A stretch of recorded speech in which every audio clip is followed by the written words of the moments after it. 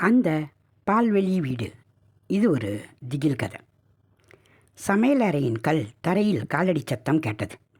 கனிமொழியின் கணவன் மாறன் படுக்கை அறையில் ஏதோ வேலை செய்து கொண்டிருந்தவன் சமையலறை வழியாக பின்பக்க குளியலறைக்கு சென்றான். மாறன், போகிற வழியில் இந்த குப்பை தொட்டியில் உள்ள குப்பையை அப்படியே வெளியே கொண்டு போய் கொட்டிடுறியா என்று கேட்டேன். அவன் சற்றென்று திரும்பி பார்த்தான். அவனுடைய கண்கள் வழக்கத்தை விட சற்று அகலமாக தெரிந்தன. உதடுகள் அசையவில்லை. ஆனால் சரியத்த என்ற குரல் மட்டும் என் காதுகளில் தெளிவாக கேட்டது. அவன் குப்பைப்பையை எடுக்காமல் நேராக குளியலறையை நோக்கி நடந்தான். அங்கு மேக்கப் செய்து கொண்டிருந்த கனிமொழியிடம் ஏதோ கேட்டான். அவள் பதில் சொல்வதற்குள் அவன் அங்கிருந்து மறைந்து விட்டான். சமையல் முடிந்த பிறகு வீட்டின் மறுமுனையில் இருந்த என் அறைக்கு சென்றேன். அந்த வீட்டின் அமைப்பு மிக விசித்திரமானது. நீளமான ஒரு நடைபாதை, இருபுறமும் 2 அறைகள். பகல் நேரத்திலேயே அந்த நடைபாதையில் நடக்கும்போது யாரோ நம் பின்னால் வருவது போன்ற ஒரு திகில் உணர்வு ஏற்படும். சிறிது நேரம் கழித்து என் அறையை விட்டு வெளியே வந்து மீண்டும் குளியலறை பக்கம் சென்றேன். அங்கு மாறன் தனது காலணிகளை மாட்டிக்கொண்டிருந்தான். மாறன், குப்பைகளை வெளியே கொண்டு போய் போட்டுட்டியா என்று கேட்டேன். அவன் நிமிர்ந்து பார்த்து, இதோ அத்தை, ஷூ போட்டுக்கிட்டு இருக்கேன், இப்போ தான் கிளம்புறேன் என்றான் சாதாரணமாக. எனக்கு சற்று குழப்பமாக இருந்தது. ஏன்பா, முன்னாடியே போயிட்டேன்னு நினச்சேன் என்றேன். அவன் சிரித்து கொண்டே சமையலறை பக்கம் நடந்தான். நான் குளியலறை வாசலுக்கு சென்றபோது கனிமொழி வீட்டின் பின்பக்கம் கதுவறையில் நின்று வெளியே பார்த்து கொண்டிருந்தாள். அவள் முகம் வெளுத்து போயிருந்தது. கண்களில் ஒரு இனம் புரியாத பீதி குடிக்கொண்டிருந்தது. கனி, என்ன அங்கேயே நின்றுக்கிட்டு இருக்க? யாரை பார்க்குற என்று கேட்டேன். அவள் என் பக்கம் திரும்பாமலே, நான் மாறனுக்காக காத்துக்கிட்டு இருக்கேம்மா, அவர் குப்பையை போட வெளியே போனார், இன்னும் வரல என்றேன். என்னம்மா சொல்கிற? மாறன் இப்போ தான் உள்ளே ஷூ போட்டுக்கிட்டு இருக்கான், அவன் இன்னும் வெளியே போகவே இல்லையே என்றேன் நான் சிரித்து கொண்டே. கனிமொழி சற்றென்று என்னை பார்த்தாள். அவள் கண்களில் இருந்த பயம் இப்போது என் நரம்புகளுக்கும் பரவியது. இல்லைம்மா, ஒரு 10 நிமிஷத்துக்கு முன்னாடி மாறன் இந்த வழியாக தான் போனார். குளியலறை வாசலை அவர் கடக்கும்போது நான் அவரை பார்த்தேன். அவர் என்னை பார்த்து ஒரு விசித்திரமாக ஒரு சிரிப்பு சிரித்தார். அப்புறம் அந்த பின்பக்க கதவை திறந்துக்கிட்டு வெளியே போனார். ஆனால் அவர் போனதுலேருந்து கதவு தானாகவே முடிக்கிச்சு. அவர் இன்னும் உள்ளே வரலையேன்னு தான் நான் ஜன்னல் வழியாக பார்க்குறேம்மா என்றாள். என் உடலில் ஒரு நடுக்கம் பரவியது. கனி, விளையாட்டுக்கு சொல்லாத, நான் இப்போ தான் மாறனை அந்த அறையில் பார்த்தேன். அவன் சமையல் அறை வழியாக குப்பை பையை எடுக்க போகிறான் என்று முடிப்பதற்குள் சமையல் அறையிலிருந்து காலடி சத்தம் கேட்டது. மாறன் கையில் குப்பை பையுடன் மிக இயல்பாக வந்து கொண்டிருந்தான். இந்தா கிளம்பிட்டான் என்று சொல்லிக்கொண்டே அவன் எங்கோ கடந்த பின்பக்க கதவை திறந்து வெளியே சென்றான். கனிமொழி இப்போது அலறத் தொடங்கினாள். அவள் கைகள் நடுங்கின. அம்மா, இப்போ போனது தானே மாறன். ஆனால் கொஞ்ச நேரத்துக்கு முன்னாடி இதே சட்டையோட, இதே உருவத்தோட ஒருத்தன் இதே கதவை திறந்துக்கிட்டு வெளியே போனானே, அப்போ அவன் யார்? நாங்கள் இருவரும் ஒருவரை ஒருவர் பார்த்து கொண்டோம். அந்த பழைய வீட்டின் சுவர்களில் இருந்த சிலந்தி கூடுகள் அசைந்தன. எங்கிருந்தோ ஒரு பழைய சலங்கை சத்தம் கேட்பது போல் இருந்தது.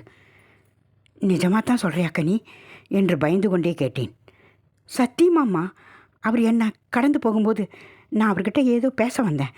ஆனால் அவரோட கண்களில் கருவிழி இல்லாமல் வெறும் வெள்ளை நேரமாக தெரிஞ்சுது. அவர் குப்பைப்பையை கூட கையில் வச்சுக்கல, வெத்துக்கையோடு தான் வெளியே போனார். ஆனால் அந்த நடை, அந்த உருவம் அப்படியே மாற மாதிரியே இருந்துச்சுமா. வெளியே சென்ற உண்மையான மாறன் குப்பையை போட்டுவிட்டு திரும்பி வந்தான். அவன் முகம் பிரகாசமாக இருந்தது. என்ன 2 பேரும் பேயை பார்த்த மாதிரி நிற்கிறீங்க என்று கிண்டலாக கேட்டான். கனிமொழி அவனிடம் நடந்ததை சொன்னாள். மாறன் முதலில் சிரிக்க முயன்றான். ஆனால் அவன் முகம் சற்றென்று மாறியது. கனி, நீ சொல்கிறது உண்மையாக இருந்தா நான் இப்போ குப்பை போடுற இடத்துல ஒரு விசித்திரமான விஷயத்தை பார்த்தேன். அங்கே இருக்கிற வேப்ப மரத்தடியில் என்னை போலவே ஒருத்தன் நின்றுக்கிட்டு இருந்தான். நான் பக்கத்தில் போனதும் அவன் மறைஞ்சிட்டான். வெயிலுக்கு தலை சுற்றுதுன்னு நினச்சி நான் கண்டுக்கலை என்றான் மாறன். அன்று இரவு எங்களுக்கு தூக்கம் வரவில்லை. அந்த வீட்டில் ஏதோ ஒரு இருட்டு தேவதை வாசம் செய்வதை நாங்கள் உணர்ந்தோம். காரைக்குடி பகுதிகளில் சொல்லப்படும் ஒரு ஐதீகம் எனக்கு நினைவுக்கு வந்தது. ஒரு வீட்டில் இருக்கும் நபரைப் போலவே வடிவம் எடுத்து வரும் அந்த ரூபத்தை சாயா புருஷன் அல்லது இரட்டை என்று அழைப்பார்கள். அது ஒருவரின் உருவத்தை எடுத்து அவர் செய்ய வேண்டிய காரியத்தை முன்னரே செய்து காட்டுமாம். அப்படி நடந்தால் அந்த வீட்டில் ஏதோ ஒரு பெரிய ஆபத்து வரப்போகிறது என்ற அர்த்தம். திடீரென்று வீட்டின் பின்புறத்தில் இருந்து அந்த சலங்கை சத்தம் மீண்டும் கேட்டது. இந்த முறை அது சமையலறைக்குள் நெருங்கி வந்தது. கனிமொழியும் மாறனும் என் அறையில் பதுங்கிக் கொண்டனர். நான் மெல்ல எழுந்து சமையல் அறைக்கு சென்றேன். அங்கே நிலா ஒளியில் ஒரு உருவம் நின்று கொண்டிருந்தது. அது மரம் போலவே இருந்தது. ஆனால் அதன் முதுகுப்புறம் எனக்கு தெரிந்தது.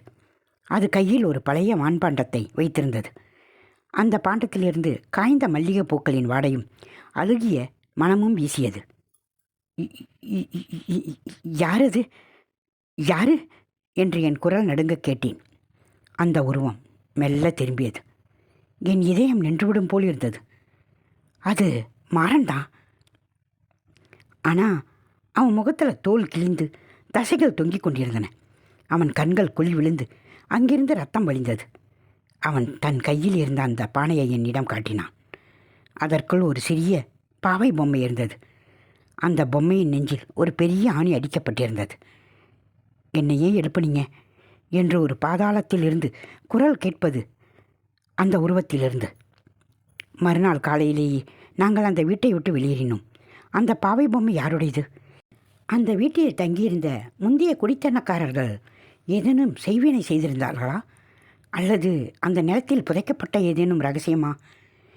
இன்றும் கனிமொழிக்கு காய்ச்சல் வரும்போதெல்லாம், அம்மா, அந்த மாறன் கதவை திறந்துக்கிட்டு உள்ளே வரான், அவன் கையில் அந்த பானை இருக்கு என்று கத்துவாள். மாறன் இப்போதும் எங்களுடன் தான் இருக்கிறான். ஆனால் சில நேரங்களில் அவன் அமைதியாக ஜன்னல் வழியாக வெளியே பார்த்து கொண்டிருக்கும்போது எனக்குள் ஒரு சந்தேகம் வரும். இப்போது என் முன்னாடி நிற்கிறது நிஜமான மாறன் தானா? இல்லை அன்று குப்பைப்பையில் வெளியே போன அந்த இன்னொன்னா? அந்த மல்லிகை பூவாடை இப்போதும் என் அறையில் அப்பப்போது வீசுகிறது.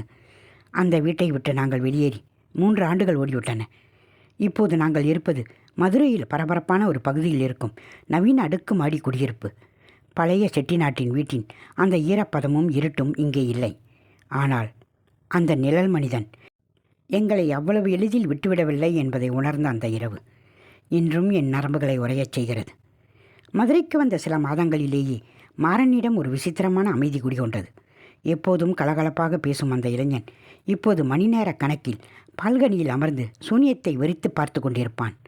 கனிமொழி பயந்து போய் என்னிடம் அடிக்கடி சொல்வாள், அம்மா, மாறன் தூக்கத்தில் ஏதோ ஒரு மொழியில் பேசுகிறாரு.